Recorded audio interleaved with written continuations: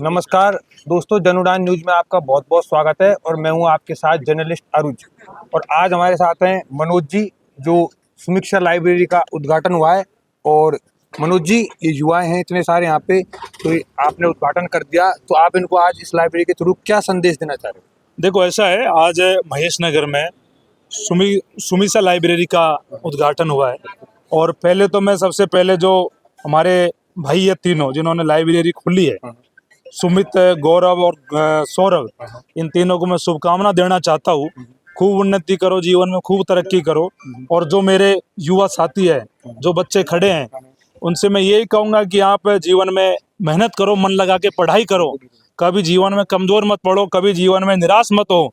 जीवन में उतार चढ़ाव सबके आते हैं, और मजबूती के साथ, ईमानदारी के साथ तैयारी करते रहो, सफलता आपको जरूर मिलेगी। लेकिन अब मैंने इनसे कह दिया, सारा मामला ठीक है, मनोबल हाई रखो और पढ़ाई करो। अब कोई भी पेपर लीक नहीं हो रहा है, और पेपर लीक होगा तो हम बैठे हैं मजबूती से, ऐसा होना नहीं देंगे। सारे पेपर माफी अब जेलों में हैं।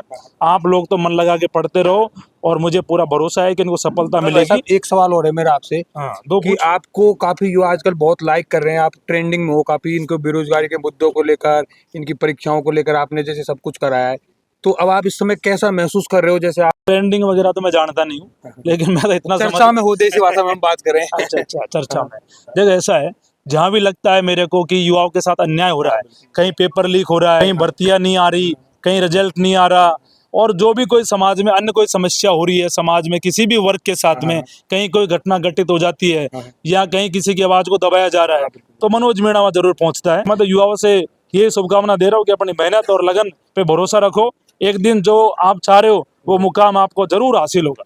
तो जैसे मनोज भाई साहब ने बताया कि मेहनत और ईमानदारी से अपना कार्य करो और निश्चित आपको सफलता मिलेगी। मैं जर्नलिस्ट अरुज मिश्रा, जनुडान के साथ कैमरामैन सौरभ कुमार। और मैं तो यही कहना चाहूँगा, यदि आप कहीं भी पढ़ रहे हो, जैसे अभी जो लाइब्रेरी में अभी इनका किया ओपनिंग, तो इसके अंदर आप फ़ोन मत चलाओ। यदि फ़ोन चलाते हो तो आप उन चीज़ों को देखो जो आपसे स्टडी के रिलेटिव जो चीज़ें हैं, या क्लास लो ऑनलाइन, आजकल हर चीज़ ऑनलाइन है देखो। तो ये ज़रूरी नहीं है, क्योंकि आजकल ऐसा होता है अक्सर कि जब आप स्टडी करते हो तो मूवी चलती है, कानों में लगा रखे ईयरफोन करके, और उसमें आपने मूवी देखते हो वहाँ के।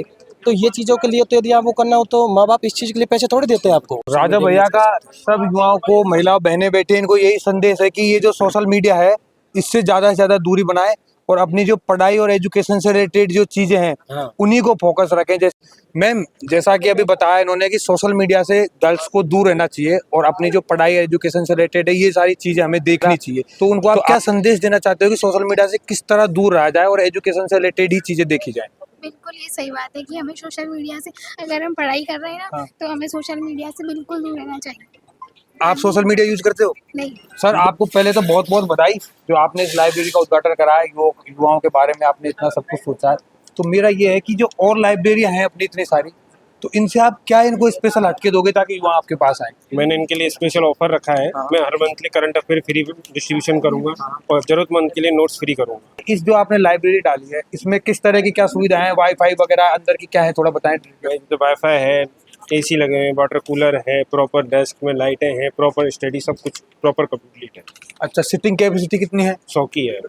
अपनी 2 लाइब्रेरियां हैं, एक पिंगोली हॉस्पिटल के सामने है, एक इस महेश नगर में है। तो भाई साहब ने इसमें सारी सुख सुविधाएं आपके लिए रखी हुई है। एसी है, वाईफाई है, वाटर, पानी, सारी सुख सुविधाओं से लैस है। हमारे साथ हैं राम लखन जी, ये हमें बताएंगे कि जो सिविल सर्विसेज से रिलेटेड जो विद्यार्थी अपनी तैयारी कर रहे हैं, तो उनको किस तरह अपनी प्रिपरेशन करनी चाहिए और किस तरह पढ़ाई करके सफलता की तरफ ये मार्गदर्शन देंगे, बताइए।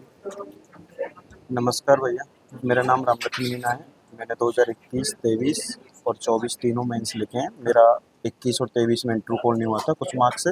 इस बार आई होप मैं सेलेक्ट हूँ इंटरव्यू कॉल के लिए। देखिए, सिविल सर्विसेज में सबसे इम्पोर्टेंट बातें हैं कि एक तो सिविल सर्विसेज में आना क्यों है, ये सबसे प्राथमिक उद्देश्य होना चाहिए एक स्टूडेंट का। सबसे इम्पोर्टेंट होता है राइटिंग स्किल, राइटिंग प्रैक्टिस होती है। तो अच्छे टीचर्स से गाइड होते, न्यूज़पेपर को पढ़ के इसमें राइटिंग प्रैक्टिस किया जाता है।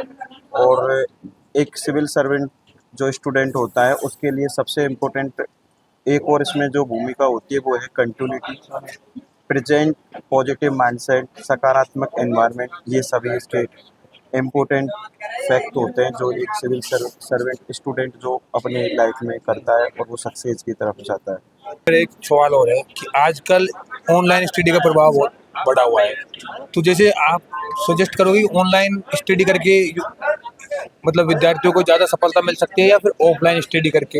ये ट्रेंड में है आजकल जो लोग इसको लाइक करते हैं। देखिए, मैं ये चीज़ सबसे पहले ये बताना चाहता हूँ कि ऑफलाइन का कोई विकल्प ऑनलाइन नहीं होता। सबसे इम्पोर्टेंट यही बात है, ऑनलाइन आप एक मजबूरी में अगर हो सके 99% या जितना हो सके ऑफलाइन सोर्स ही अपन को चूज करना चाहिए। तो जैसे सर ने कितनी अच्छी बात बताई कि हमें ऑफलाइन की तरफ बढ़ना चाहिए। सर मेरा एक लास्ट और आखिरी सवाल कि हमें घर पे स्टडी करनी चाहिए, लाइब्रेरी की तरफ रुख करना चाहिए? देखिए, घर मैं इसमें भी ये बताना चाहता हूँ कि देखो, पढ़ने वाले घर पे भी पढ़ सकते हैं, लेकिन यह है कि जैसे अपन लाइब्रेरी वगैरह चूज करते हैं तो लाइब्रेरी में एक तो कंटिन्यूटी बन जाती है और एक टाइम मैनेजमेंट हो जाता है। कैसे कि भाई अपन को पता है कि 10 बजे के लाइब्रेरी जाना है, 12 बजे वापस आना है, फिर 4 बजे जाना है और शाम को 10 बजे वापस आना है। तो ये लाइब्रेरी वगैरह हैं, इनसे सबसे इम्पोर्टेंट चीज़ होती है स्टूडेंट के लिए कि वो कंटिन्यूटी बना के रखते हैं, और जो कि बहुत इम्पोर्टेंट होता है। ये काम आप घर पे भी कर सकते हैं, लेकिन जिस तरीका का एनवायरनमेंट अब प्रेजेंट में क्रिएट हो चुका है मार्केट के अंदर या इस प्रिपरेशन के दौर में, तो उसको अपन बहुत ज़्यादा वरीयता दे सकते हैं।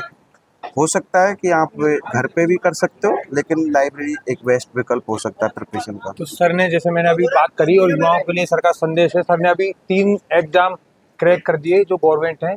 तो मैं कहना चाहूँगा कि यदि किसी को एग्जाम क्रैक करना है और सिविल सर्विस की तरफ जाना है तो एक बार ये सर ने जो बातें बताई हैं इनको फॉलो करें और जीवन में आगे बढ़े। मैं हूँ जर्नलिस्ट अरुण मिश्रा, जन उड़ान न्यूज़ जयपुर।